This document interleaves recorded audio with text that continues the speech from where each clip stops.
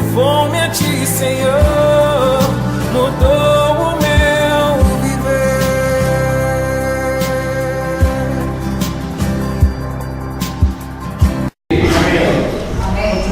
Nós precisamos de vigilância. Então vou falar um pouquinho de cada uma dessas coisas aqui: liderança, verdades, ambiente, impacto, poder e vigilância. O que é cada uma dessas coisas aqui? Isso aqui resume toda a nossa vida cristã. A vida da igreja precisa, para que nós cheguemos a edificar a igreja, para que você seja edificado, você precisa estar submetido a esse plano de trabalho que Deus quer trazer. Você precisa ser liderado. Você precisa ser liderado. Mas para que haja liderança, é preciso líder. Quem aqui quer ser liderado? Ser liderado. Eu quero que alguém diga para mim o que está acontecendo. Ser liderado é simplesmente alguém dizer para mim, ir na minha frente e me dizer: não ponha o pé aqui, não ponha o pé ali, ponha lá. Você quer ou não quer? A gente acha que ser liderado é coisa ruim. Ser liderado é um pastor de ovelhas. Aí fica melhor, né? Um pastor de ovelhas levando a ovelha. Pergunta se a ovelha gosta. Claro que gosta. Então nós precisamos de liderança. Você sabe que há uma crise de liderança hoje. Vamos abrir em Números capítulo 27. Vou falar então de liderança. Números 27. Amém? Senhor, dá-nos líderes. Dá-nos líderes. Senhor, me faça um líder. Diga assim: Senhor, me faça um líder. Senhor, põe líderes na minha frente, líderes na minha vida. Senhor, faça dos irmãos que reúnem comigo, os irmãos que estão à minha frente, verdadeiros guias espirituais. Então nós precisamos de liderança para poder nos levar por esse caminho difícil até a edificação final. Eu preciso de liderança. Situação parecida foi o que aconteceu com o povo de Israel quando Moisés estava para morrer. Moisés sentiu que o grande problema, a grande dificuldade que o povo dele se enfrentaria.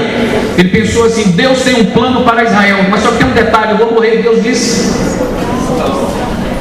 disse que eu vou morrer. Deus disse que vai me tirar. Deus disse que não vai me deixar ir. Meu Deus do céu, e agora? Eu não estou preocupado só comigo, então eu estou preocupado com o povo. E aí Moisés falou assim: Senhor, versículo 15, 16: Senhor, autor e conservador de toda a vida, ponha um homem sobre esta congregação. Ponha um homem sobre esta congregação. Irmãos, a congregação dependia do homem, daquele líder. Moisés sabia da sua importância, da sua necessidade para o povo de Israel.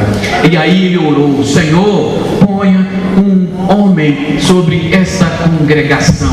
Senhor, ponha um homem que saia adiante deles e que entre adiante deles e que os faça sair e que os faça entrar, para que a congregação do Senhor não seja como ovelhas que não têm pastor. É importante ou não é importante tal homem? Você gostaria que a sua igreja tivesse 3, 4, 5 homens desses? Ore para que a sua igreja tenha homens assim. Não critique os irmãos, não critique aqueles que estão à frente, que têm os seus defeitos. Olhe para eles com misericórdia e diga assim: Senhor, faça dele aquele homem de número 27. Senhor, ele tem limitações, ele tem dificuldades, ele não é capacitado. Senhor, mas faça algo nele. Senhor, eu oro por aqueles irmãos. Assim como Moisés estava orando, preocupado com o povo. Se você se preocupa com o povo, não critique esses irmãos. Ore para que eles apareçam. E esses irmãos que estão aqui à frente, que ainda não se sentem tal pessoa, devem ir até Deus e pedir: Deus, me faça tal homem. Irmãos que ainda não abraçaram a igreja, que a igreja é um apêndice da sua vida, devem chegar para Deus e dizer: Senhor, eu quero ser tal homem, esta congregação eu quero levar nas minhas costas, o destino deles eu quero tomar para mim. Nós precisamos de homens assim, irmãos. Pessoas que vão na nossa frente e voltam, e a gente volta junto. Ele entra, nós entramos. Ele sai, nós saímos. Para onde Moisés fosse, se eu estivesse lá, eu iria também. Então que haja homens na igreja que para onde você apontar, os irmãos vão. E é crise, nós vivemos crise de liderança. Existe crise hoje aqui fora, existe crise política, existe crise social, existe crise moral, existe crise espiritual. Não há quem mande, não há quem oriente, não há quem diga o que fazer, e o que não fazer. Nós estamos soltos, entregues à mão de pessoas que estão pensando em si mesmas. É uma crise, irmãos, e na vida da igreja não pode haver tal pessoa, tal tipo de situação. Na vida da igreja deve haver aquelas pessoas que, quando os irmãos lembrarem, estou com um problema, me dirijo àquele irmão. Pais que sejam líderes, que vivam uma vida de tal maneira que os filhos olhem para eles e ouçam, que não se tornem os bobões dessa vida secular. Os pais hoje têm se tornado os bobões dessa vida secular. Os meninos olham, não querem nada com os pais. Qualquer outro pivete aí fora os lidera. Mas os pais, eles não querem mais que sejam os líderes deles. Às vezes os pais também faz por onde. Então os pais precisam liderar. Pai lidera a sua esposa. Os pais lideram seus filhos, e filhos liderando outros filhos. Nós precisamos de líderes, nós precisamos de pessoas, nós precisamos de aperfeiçoamento, nós precisamos ser aperfeiçoados nessa área. Nós precisamos ser aperfeiçoados, nós precisamos receber orientação sobre o que fazer e o que não fazer. Amém? Efésios 4:12 fala dos nossos líderes. Efésios 4:12. Amém? Ó Senhor Jesus. Vamos resolver o nosso problema de liderança hoje, hein, gente? Vamos encontrar o homem.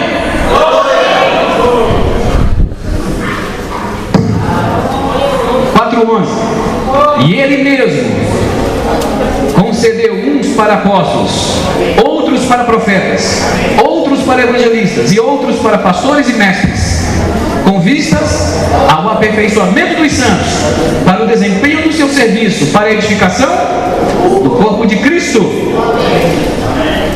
até que todos cheguemos à unidade da fé e do pleno conhecimento do Filho de Deus, à perfeita varonilidade, à medida da estatura da plenitude de Cristo, para que nós não mais sejamos como meninos, agitados de um lado para o outro, levados ao redor por todo o vento de doutrina, pela artimanha dos homens, pela astúcia com que induzem ao erro, mas seguindo o amor, seguindo a verdade em amor, cresçamos em tudo naquele que é o cabeça, Cristo, de quem todo o corpo bem ajustado e consolidado pelo auxílio de toda a junta, segundo a justa cooperação de cada parte, efetua o seu próprio aumento para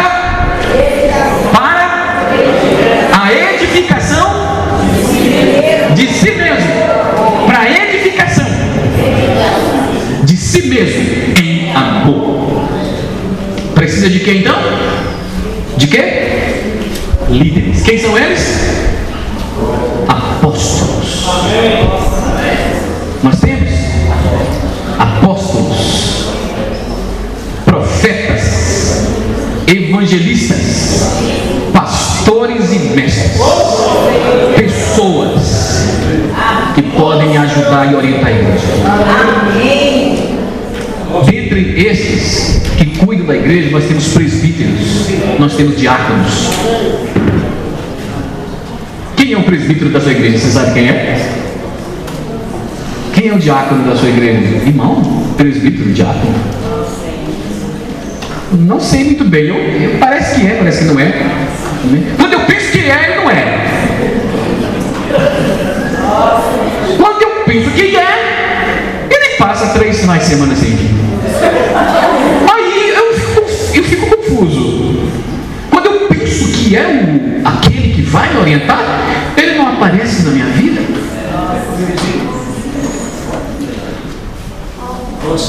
Um homem que é me visita, ele aparece sábado à noite ministrando. Não sei se é. Então, irmãos, para saber se é saber se a pessoa é presente na sua vida. Ela é presente. Daí se começa a formar liderança. Irmãos, nós precisamos de tal pessoa para nos ajudar a desfrutar o Senhor. Nós precisamos desse tipo de pessoa para nos ajudar a tocar na palavra de Deus. Nós temos que ter referências.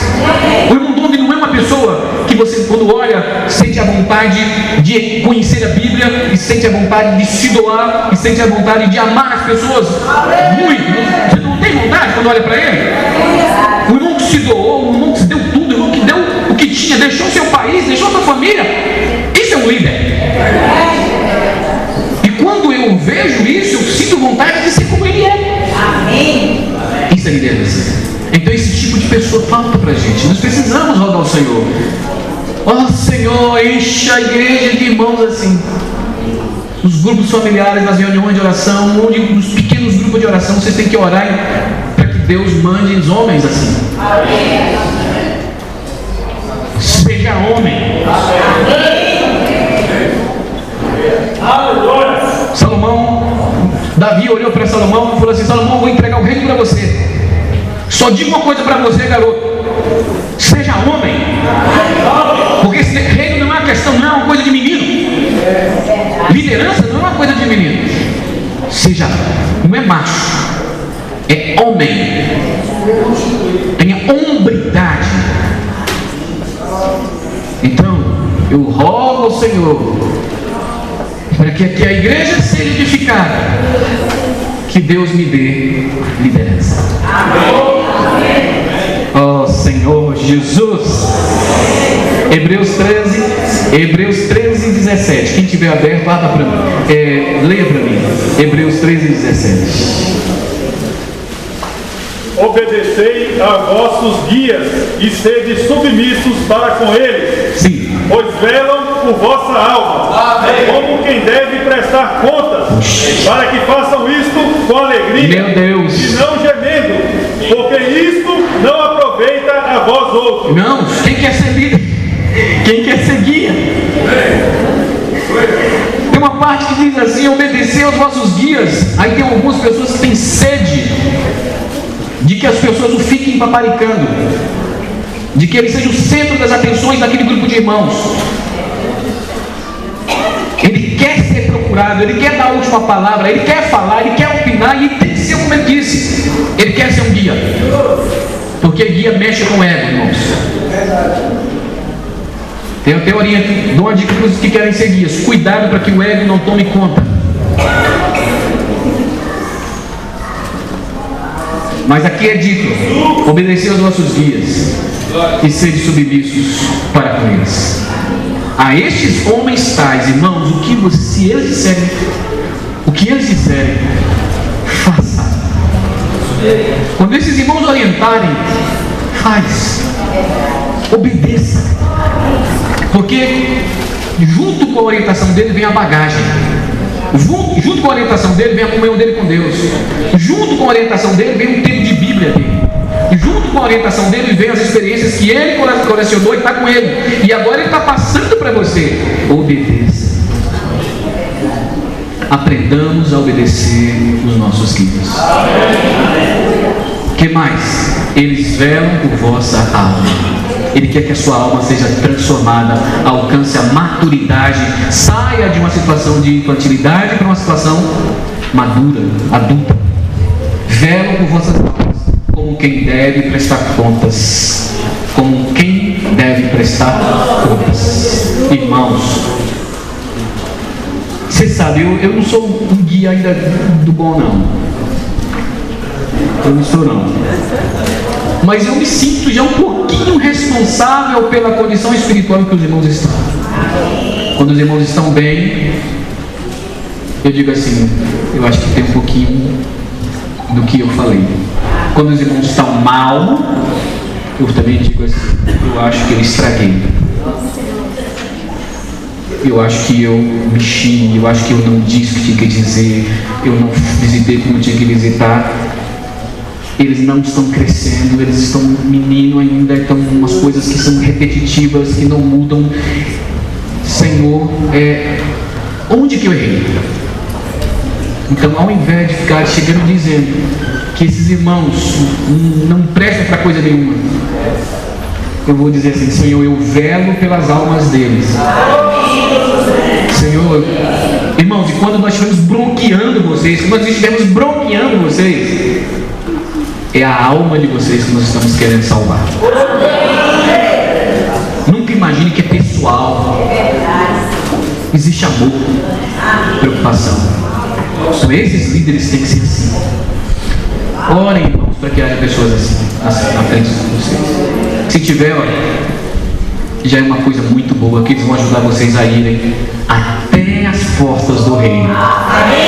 As portas do Hades não vão te alcançar. E as portas do reino, você vai entrar. Com a ajuda de tais homens. Oh Senhor Jesus. Oh Senhor Jesus.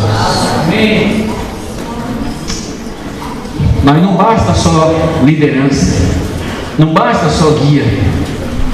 O guia não pode ser cego. O guia não pode ser cego.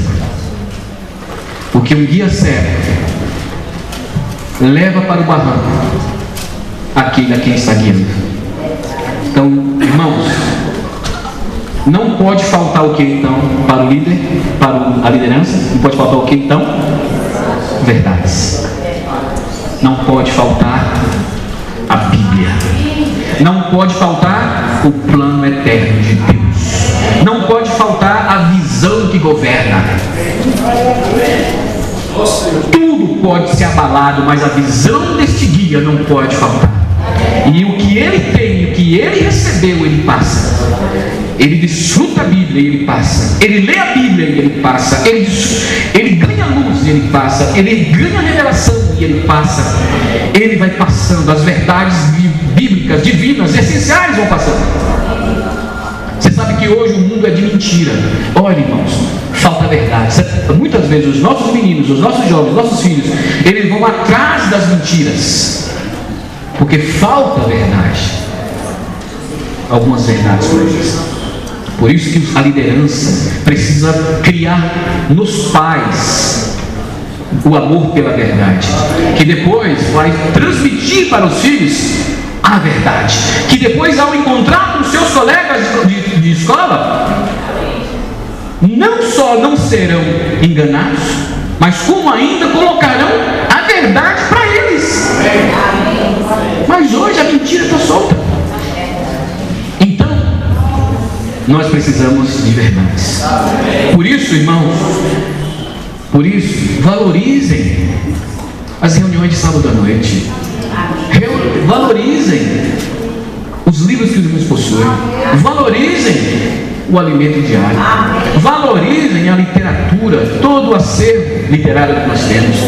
Valorizem a comunhão na palavra. Valorizem reuniões especiais. Líderes, promovam reuniões especiais. Liderança vai estudar a Bíblia. Muitas igrejas são cheias de líderes que não conhecem nada da Bíblia. Então, liderança, vá estudar a Bíblia. Liderança, vá buscar conhecer a Bíblia. Vá buscar conhecer o que o Senhor tem para dizer ali. Tem tanta coisa para falar. Então, este item nos fala da necessidade de que as verdades essenciais elas sejam preservadas em meio a um mundo que pressiona e procura entrar na igreja. Uma preocupação que nós temos é que as verdades essenciais, elas fiquem diluídas em meio a subjetivismos, que é um item do mundo atual.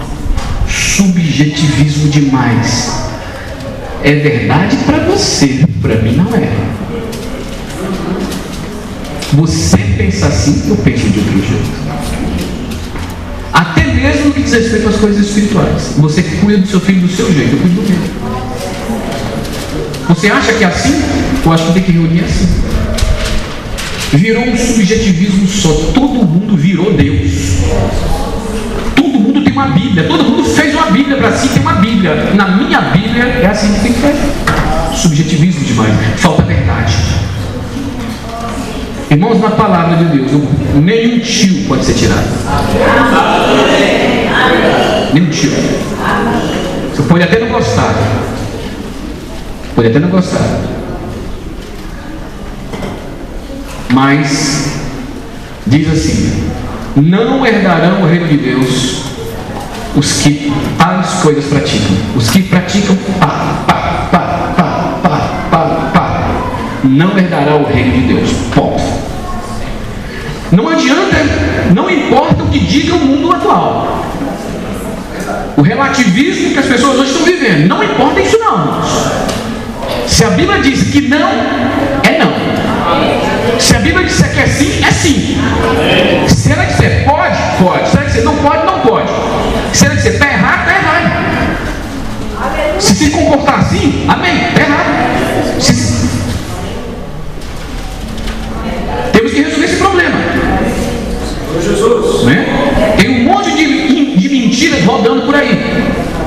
Sobre comportamento, sobre casamento, sobre relacionamento. Né? Sobre, antigamente era um homem com homem, um homem com mulher, depois um homem com uma mulher, depois passou a ser homem com várias mulheres. Né? E depois homem com uma mulher, e depois já não é homem com aquela mulher, já é homem com outra mulher, porque deixou aquela mulher. Tudo isso a Bíblia chega e diz: os que praticarem tal coisa não herdarão o reino dos céus. Natal, estou lembrando que tudo isso aí tem um nome. São sofismas. E sofisma, ela é um truque. É um truque. Cria uma base e sobre aquela base vai se tirando conclusões. E no final veio uma aberração. E o fundamento inicial foi uma mentira, mas veio como verdade. Então a Bíblia é absoluta. Certo? Não existem relativismos. Você pode até escolher vir com branco ou vir com preto. Não é pecado se vir de branco. Não é pecado se vir de preto. Mas se os dois se casarem, é pecado. Então existem coisas relativas, mas existem coisas que são absolutas. Deus é absoluto. Deus existe. Deus existe. Mas aí fora Deus não existe. Pode ser que existe, pode ser que não existe. Existem muitos deuses, mas Deus existe, é absoluto. É um homem para uma mulher e uma mulher para um homem. Absoluto. Não existe relativismo. Em tal lugar pratica assim. Pecado. Amém. Mas foi o contexto social dele. Desde o início é errado. A verdade nos liberta. A verdade nos liberta dos muitos deuses, dos muitos subjetivismos, dos muitos indivíduos que querem pontuar o que pode ser e o que não pode não ser. Por isso, irmão, nós precisamos das verdades bíblicas. A economia de Deus.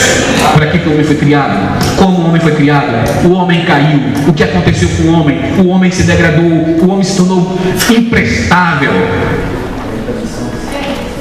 Aí depois Jesus veio. Jesus é Deus. Jesus é Deus. Gente, Jesus é Deus. Essa é uma verdade. Dizem que Jesus é Deus. Jesus é Deus. É Deus. Verdade absoluta. Jesus é Deus. Um homem que se tornou um homem inexplicável. Tu entende isso aí? Você entende? Você entende como é que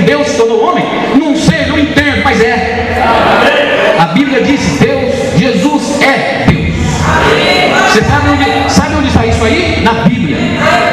Mas porque as pessoas não estão lendo mais a Bíblia, estão lendo volumes e volumes e volumes de outros livros que são fábulas. Na hora de convicção de que Jesus é Deus, não tem. Está lotado de relativismos, de coisas obscuras, de ocultismo, de feitiçaria, de bruxaria, um monte de livros, literatura que encheu a cabeça dos nossos jovens hoje. Falta convicção de verdade. Mas para isso os irmãos líderes precisam unir a igreja com as verdades.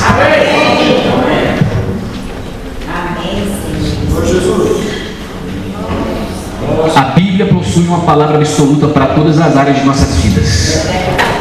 Sejamos nós uma criança ou um adulto, um homem ou uma mulher, um solteiro ou um casado, ou uma viúva, um de meia idade ou um idoso. Deus tem uma palavra para cada uma dessas pessoas. Se você quer saber como tratar, vá para a Bíblia. Nós temos que ler a Bíblia, irmãos. E esses temas que eu mencionei agora há pouco fazem parte de um livro que saiu agora recentemente, que são as 40 lições para o viver cristão normal, básico. Então, adquiramos aquele livro. É uma questão de vida ou morte. Amém? Ninguém aqui está querendo vender para você, não. Ninguém quer ganhar dinheiro com você, ninguém ganha. Às vezes nós até tiramos do bolso para poder dar para um irmão. É uma questão de vida ou morte. É uma questão de verdade. Não há subjetivismos ou relativismos na palavra de Deus. Não temos permissão nem para omitir o tio, quanto mais para acrescentar mais novas palavras. Está aqui as lições essenciais para a vida cristã. 40. Primeiro volume. O segundo são mais 40. E o terceiro são mais 40. Aí a gente se incumbe de fazer mais 300 ministrando aqui, tá? Aí a gente ministra 120, vai quebrando em pedacinhos. As verdades estão aí. Jesus é a verdade, ele diz: eu sou a verdade. Ele diz: eu sou a verdade. Essas palavras que são a verdade estão na Bíblia. Por isso eu digo para os irmãos: voltemos para a Bíblia, voltemos ao estudo da palavra, cale-se toda a carne e fale somente Deus. Zacarias 2:13, esse versículo vocês vão lá. O profeta chegou e disse: vocês estão falando demais. Cale-se toda a carne. Às vezes, criação de filhos, tem muita gente falando: é assim, não é assim, é assim, não é assim. Eu faço assim, faz assim. E a pessoa fez assim, deu certo. Não, essa deu errado. Lá no São Paulo faz assim, lá no Japão faz assim, lá na Arábia Saudita veste assim. Cale-se toda a carne. Voltemos à palavra. Retornemos à igreja, que é chamada o baluarte da verdade. A igreja é o baluarte da verdade. 1 Timóteo 3:15. Por isso eu pergunto para os irmãos: 2:13. Zacarias 1 Timóteo 3:15. A igreja é o baluarte da verdade. Irmãos, vocês devem amar a igreja, não porque a igreja é bonita. A igreja não é bonita. Nós não somos bonitos. O prédio não é lá essas coisas. O prédio mais bonito da nossa micro-região é o do Gama. E é inacabável, bicho. Mas é aí. Aqui hospeda a igreja, o baluarte da verdade. Aquelas pessoas que a verdade fazem parte da vida delas. Onde estão aqueles que se dispõem a serem mestres da palavra? Estou falando pergunta para os irmãos. Onde estão aqueles que se dispõem a ser mestres da palavra? Eu estudei muito direito. Até hoje estudo meu direito para resolver os problemas do trabalho. Mas eu quero estudar a Bíblia 4 vezes mais. Se eu me dedico a algum livro jurídico, eu quero me dedicar 4 vezes mais à Bíblia. Onde estão aqueles que se dedicam à palavra? Gastem tempo na palavra. Honrem a palavra no viver de vocês. Amem a palavra. Se deixem ser suportado pela palavra, que é a verdade. Estímulo a amar a Bíblia, certo? Vocês são diletos amados do Senhor Jesus e estamos estimulando os irmãos a amarem a Bíblia. O que é que se encontra em 2 Timóteo 4, 3 a 7?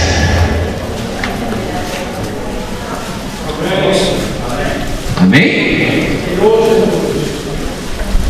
Pois haverá tempo em que não suportarão a sã doutrina. Oh, irmãos, que coisa mais triste. Haverá tempo em que não suportarão a sã doutrina.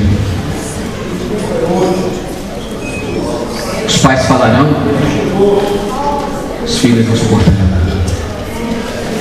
Os líderes falarão, os irmãos não suportarão. Nós falamos e as pessoas não suportam a sã doutrina. Haverá tempo. Esse tempo chegou. Esse tempo chegou. Nós vamos fazer diferente. Neste tempo, nós vamos amar a sã doutrina. Aqui é dito, pelo contrário, cercar-se-ão de mestres segundo as suas próprias cobiças, como que sentindo coceira nos ouvidos. Irmãos, quando as pessoas não estiverem mais procurando você para receber orientação bíblica, é porque as pessoas já estão cercadas de mestres que falarão para elas segundo as cobiças dela, segundo as expectativas dela, certo? Então, esse tempo chegou. E eles recusarão a dar ouvidos à verdade, entregando-se a fábulas. Tu, porém, amém. Tu, porém, ser sóbrio em todas as coisas, suporta as aflições, faz o trabalho de um evangelista, cumpre cabalmente o teu ministério. Nos últimos dias vai ser assim. Nós estamos no tu, porém.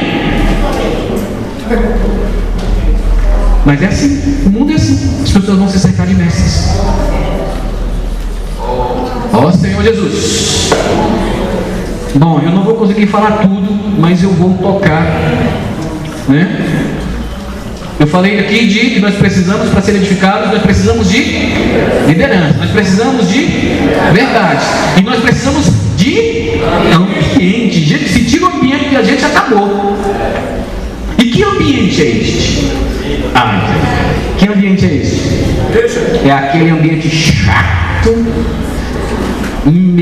de mesmice. Olha, irmãos, alguns ambientes da igreja têm se tornado ambiente chato mesmo. A igreja é o ambiente. Você sabe que a igreja, ela compete com quem? Com o mundo. Só tem um jeito de o mundo não ganhar a nós e os nossos entes queridos. Só tem um jeito. É se a igreja for melhor. E aí é um desafio muito grande fazer com que a igreja, fazer com que o nosso ambiente seja amado por todas as pessoas. Então, este ambiente é a igreja.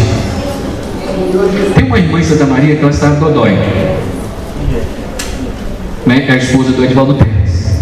E ela chegou de Portugal para reunir e servir na igreja de Santa Maria. E aí estamos fazendo exames e os exames preocupam, até pedimos para que os irmãos orem por ela. Os exames preocupam. E ela estava no auge da sua ansiedade, do seu medo, dos seus pensamentos. Ela falou assim: ó Senhor Jesus, ela é baiana. Ó Senhor Jesus, eu não quero morrer não. Ó Senhor Jesus, eu quero viver. Eu quero viver. Sabe por quê? Porque quem é que vai cuidar daquela pessoa que eu preguei o evangelho para ela ontem? Quem é que vai cuidar dos meus filhos? Eu quero ver os meus filhos crescendo. Eu ainda quero servir com meu esposo. Eu ainda quero servir com vocês, com os irmãos da igreja. Eu vivi tantos anos em Portugal, batente lá, era batente, servindo duramente. Agora nós vivemos aqui em Santa Maria, está tão legal, os irmãos estão cuidando de mim, da minha família, não estão me impressionando, estão fazendo com que a gente viva um momento de prazer na vida da igreja. E logo agora, Senhor, eu fiquei doente. Senhor, eu quero viver. Aí falou assim também, Senhor, olhou para mim e falou assim: irmão, às vezes as pessoas falam mal do mundo, mas eu quero ficar no mundo. Aí eu falei assim: mas você não quer ficar mesmo no mundo? Que no mundo não presta.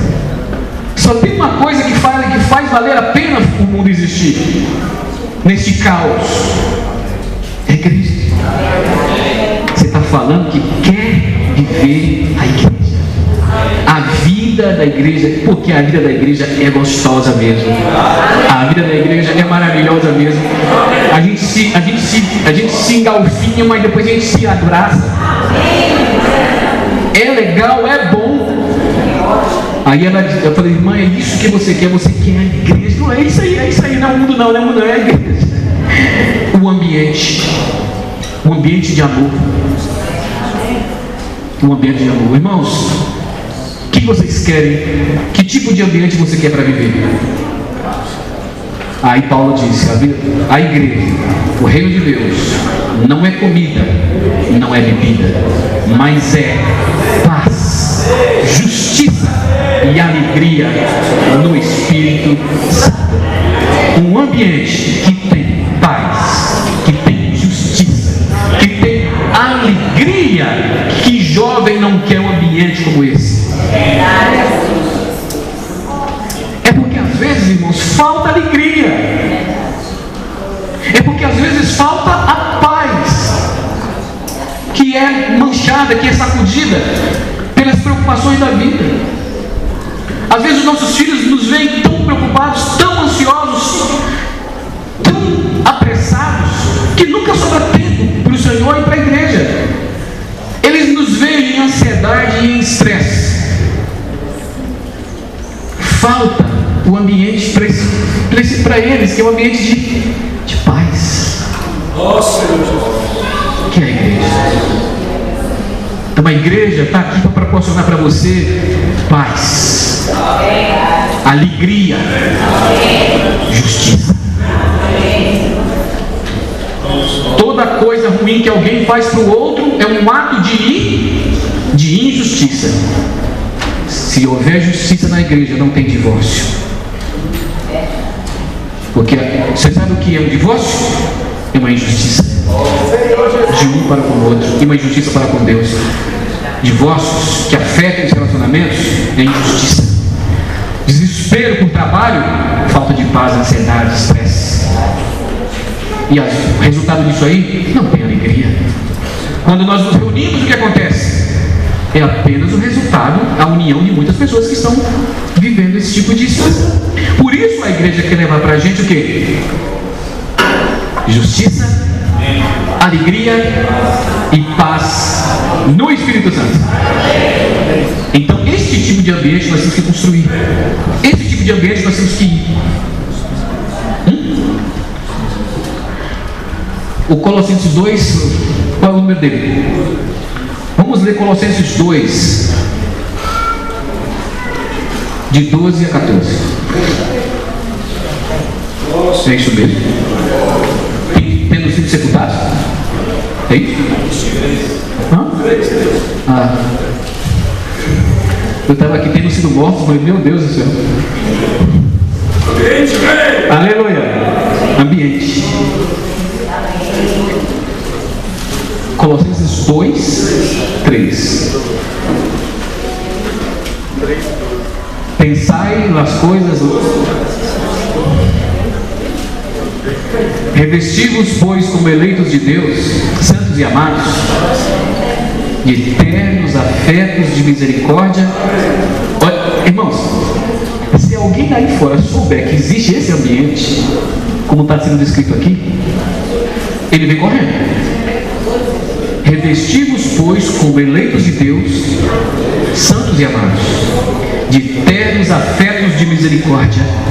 de bondade, de humildade, de mansidão, de longanimidade.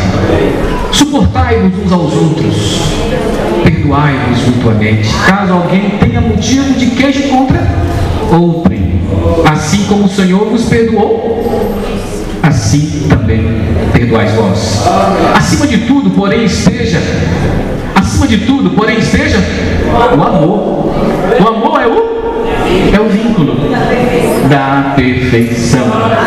Seja a paz de Cristo o árbitro em vosso coração, ao qual também fosse chamados em um só corpo.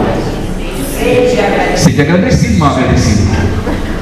Seja agradecido. Seja agradecidos.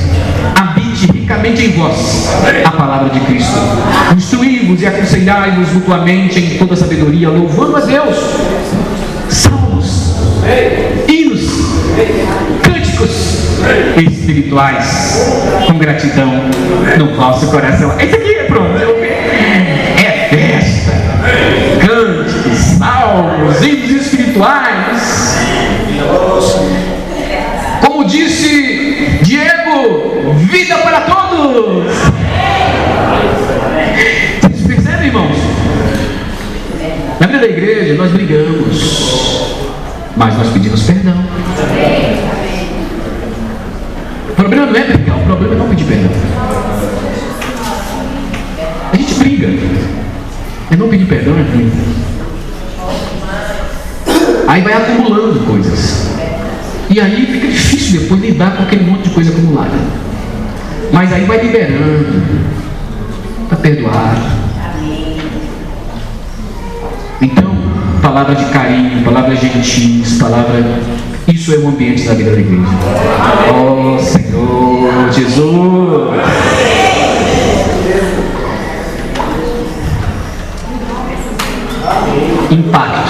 Impacto aqui é o seguinte: se você tem liderança, se você tem verdade, se você tem ambiente, você tem impacto. Não precisa pedir para você ser impactante. Não precisa pedir para ser impactante. Você é impactante. Impacto é a nossa influência sobre o mundo. Eu estou chegando no trabalho e eu tenho impacto quando eu chego. Eu tenho impacto porque eu sou um cristão. Eu tenho um líder, eu tenho verdades, eu tenho ambiente. Eu sou alegre, eu sou feliz, eu sou justo, eu sou o outro lado. Alegre, eu sou justo, eu sou alegre e eu tenho paz. Se veio aumento, amém. Se o governo está aí, amém, etc. Eu chego, eu tenho impacto. Eu tenho impacto. Impacto é um resultado de liderança, verdade e ambiente. Eu tenho impacto. E aí, se você tem impacto, você tem convicção de mostrar as coisas para as pessoas. Você pode tirar a Bíblia, você pode tirar o livro, você pode tirar o livro e dizer: ó, seguinte, tu quer ser justo, tu quer ter paz, tu quer ter alegria? Tá, então é o seguinte, ó, R$15. É barato demais. Não é 15 reais a justiça, a alegria e a paz, não. É um livro que te leva para estudo. Ok? Ele vai dizer assim: claro, é barato demais. Agora, chega lá, estressado, reclamando, não é justo, chega atrasado, dá calote. Não é justo, não tem paz, não tem alegria. Irmãos, aí é muito difícil arrancar o livro e pedir para a pessoa comprar, porque a pessoa vai dizer assim: para quê? Assim, para tu ser como eu. Para tu ser como eu? Não, esse livro eu não quero. Para ser como tu é? Não. O primeiro item de pregação do Evangelho é a pessoa. Então, impacto. Então nós temos impacto por causa disso aqui, ó, por causa de liderança, verdade e ambiente. Impacto. Amém? O Eliseu falou uma daquelas histórias lá. Foram 4 histórias, uma delas é do processo. Vocês lembram? Quem é que lembra do processo? Você lembra do processo? Tadinho. Jogado de um lado para o outro, nu. Nada conseguia segurar, barrar aquele menino. Todos os grilhões ele rompia. Ele estava possesso. O que é possessão? É o inferno. O que o mundo é aí fora? É o inferno. Então a influência está sobre as pessoas. Vocês sabem o que Jesus fez? Perguntou para aquele possesso. Perguntou não, perguntou: qual é o teu nome? Aí ele falou: meu nome é pouca coisa não, a gente só age em bando. Meu nome é Legião. É bando. Porque a gente não tem esse negócio de comum não, de respeitar a regra de jeito nenhum. É bando, sai por trás, pela frente, de cima para baixo, de baixo para cima. A gente vem cobrindo. Meu nome é Legião. Então, Legião vai você todo embora. Amém? Amém? Jesus chegou e disse: tá bom, ele Legião e tudo, vai embora. Aquele sujeito, aí disse que o resultado foi. Qual foi o resultado? Ele apareceu depois na casa dos pais. Sabe de que maneira? Mas antes de ser vestido, apareceu na casa dos pais de maneira muito legal. Ele estava sentado. É difícil manter o menino sentado, mas estava lá sentado.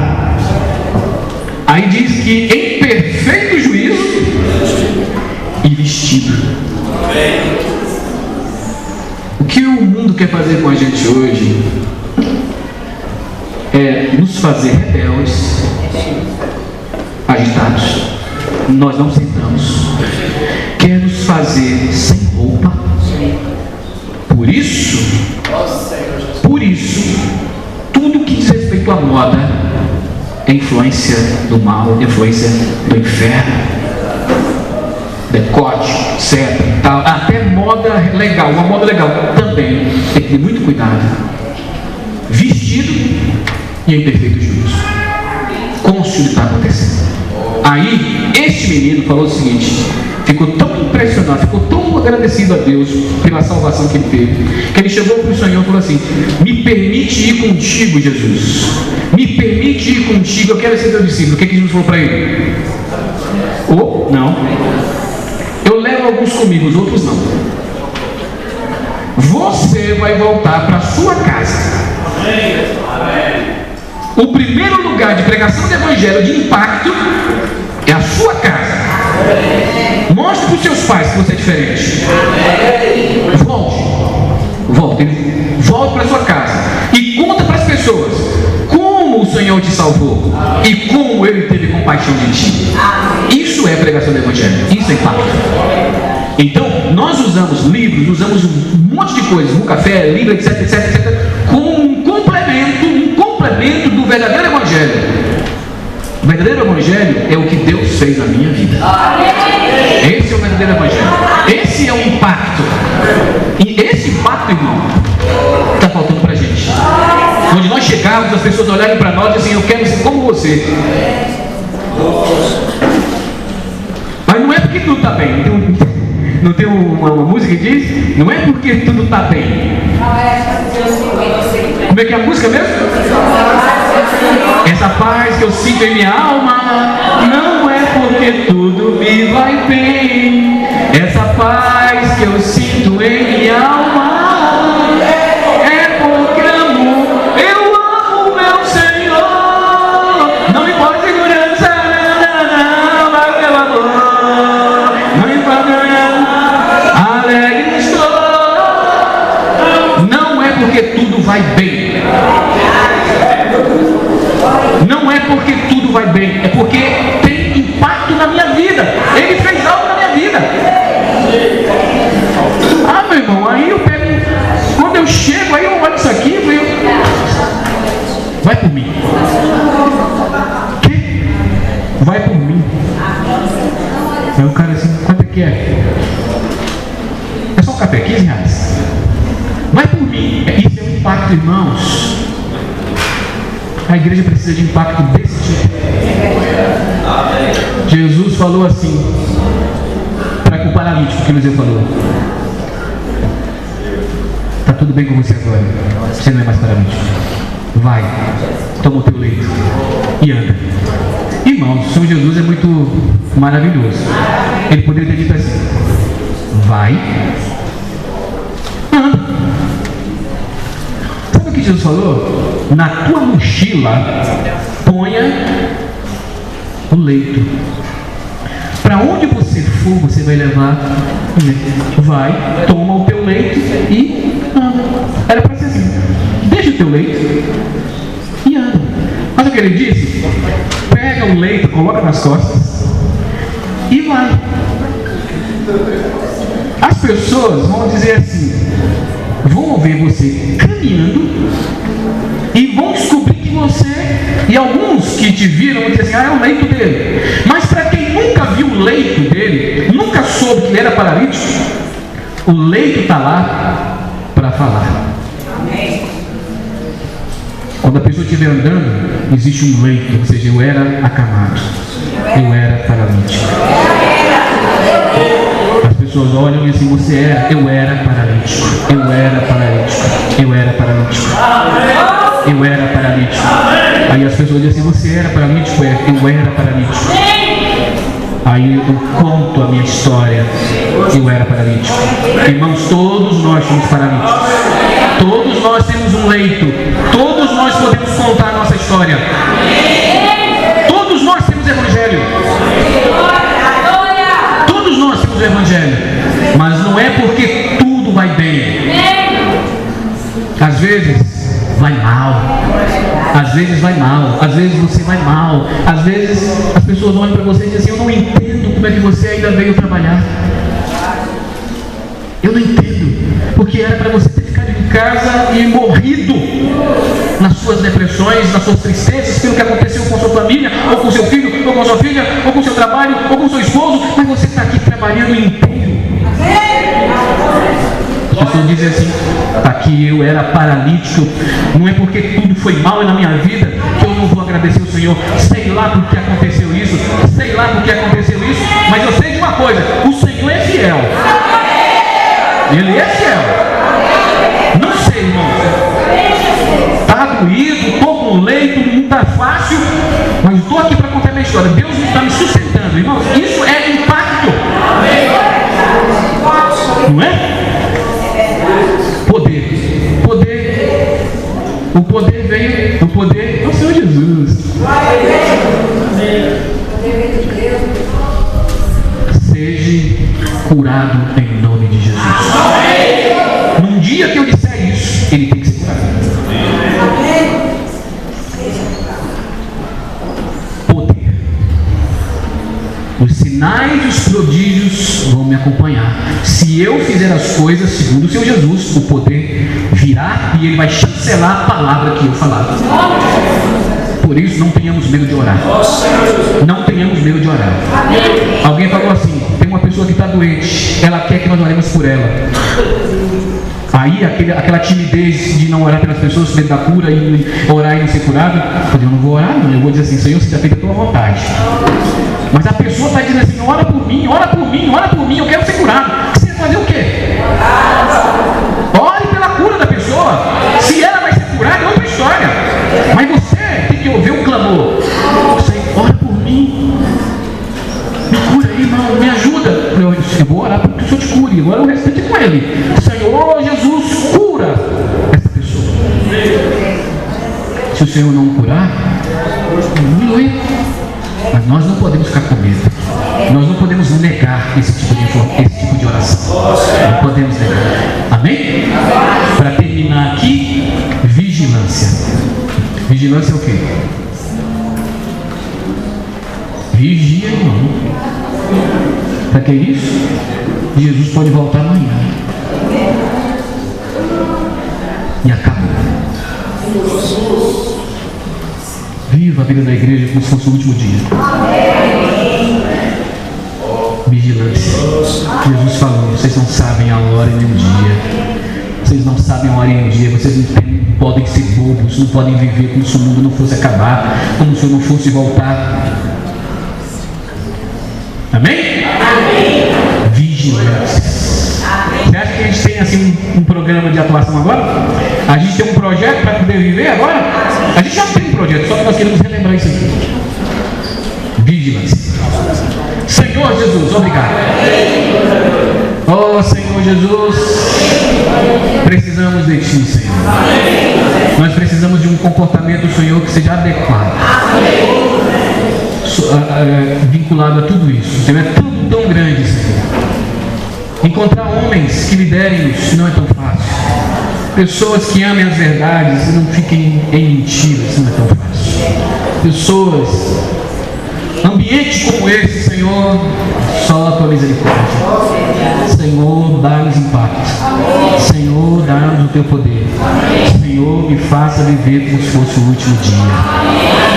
Senhor, se o Senhor voltar hoje, eu não quero ser pego despercebido, Senhor. Amém? Vamos comprometer-nos com isso? Amém? A Olimpíada está terminando. O Brasil ganhou 6 medalhas. Estados Unidos de ouro. Estados Unidos ganhou uns 60 de ouro, 120 medalhas, certo? Uma história para terminar. A história do maior medalhista de todos os tempos. Qual é o nome dele? Michael Phelps. Michael Phelps disse assim. Michael Phelps. Assim. Michael Phelps. O que você faz para ganhar tanta medalha de ouro? Ele falou o seguinte: minha vida se resume a 3 verbos. Eu nado, eu como e eu durmo. Eu nado, eu como e eu durmo. Eu fico 6 horas do meu dia, todos os dias, dentro de água. Desde os meus 8 anos de idade. Tenho 31, tenho 23 medalhas, 22 medalhas de ouro. Isso não veio de graça. Não veio de graça. Eu nado. Eu como. Outras coisas. A dieta dele é balanceada. E ele disse: eu durmo. Às vezes meus colegas vão para as farras com amigos e eu vou dormir. Eu durmo adequadamente. Por isso eu sou medalha de ouro.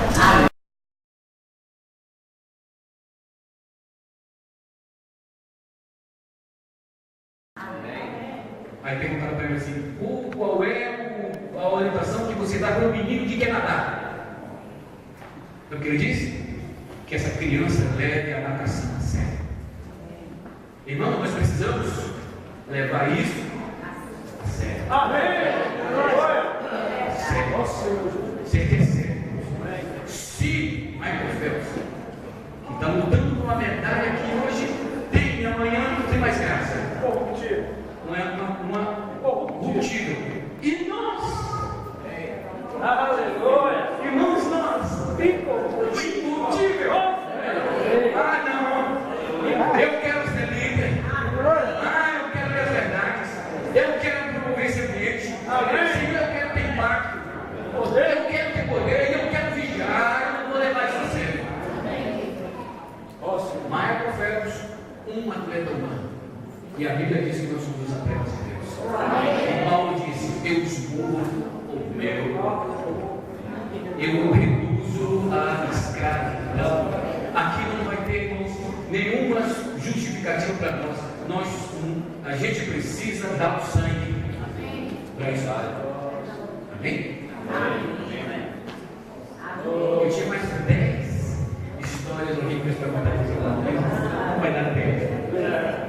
Senhor Jesus. Oh, Senhor Jesus. Medalha de ouro, Senhor. Estamos sendo os vencedores. Obrigado, Senhor. Amém. Nós queremos levar isso para frente. Senhor Jesus. Quem aqui quer ser batizado? Amém. Ele falou que é para falar, eu esqueci aí, eu prometi na mensagem. Quem quer ser batizado, irmãos, batize quanto antes. Você tem que limpar. Ouviu. Vou dizer uma palavra para você que está aí. Se batizem. Obedeça. Tem dois. Aleluia? Tem vaga? Irmãos, eu estou muito feliz. Muito feliz. Deus nos abençoe. Senhor Jesus, amém. Ora de hoje, Deus. Para ele assim, qual é a orientação que você dá para um menino que quer nadar? Sabe o que ele diz? Que essa criança leve a natação a sério. Irmãos, nós precisamos levar isso a sério. A sério. Você percebe, irmãos? Se Michael Phelps, que está lutando por uma medalha que hoje tem e amanhã não tem mais graça, uma corruptível, e nós, irmãos, nós, o incorruptível, não, eu quero ser líder, eu quero ver as verdades, eu quero promover esse ambiente, Senhor, eu quero ter impacto, eu quero ter poder e eu quero vigiar, eu vou levar isso a sério. Michael Phelps, um atleta humano. E a Bíblia diz que nós somos os atletas de Deus. E Paulo disse: eu esmurro o meu corpo, eu o reduzo à escravidão. Aqui não vai ter, irmãos, nenhuma justificativa para nós. A gente precisa dar o sangue para isso aqui. Amém? Eu tinha mais 10 histórias olímpicas para contar para os irmãos, não vai dar tempo. Senhor Jesus, Senhor Jesus, faça-nos medalha de ouro, Senhor, faça-nos vencedores. Obrigado, Senhor. Amém. Então nós queremos levar isso para frente. Senhor Jesus, quem aqui quer ser batizado? Ele falou que é para falar, eu esqueci, ele falou que eu meter na mensagem. Quem quer ser batizado, irmãos, batize o quanto antes. Você tem que limpar. Ouviu? Vou dizer uma palavra para você que está aí. Se batizem. Obedeça. Tem dois. Aleluia? Tem vaga? Irmãos, eu estou muito feliz. Muito feliz. Que Deus nos abençoe. Senhor Jesus, amém. Ora de 2 em 2.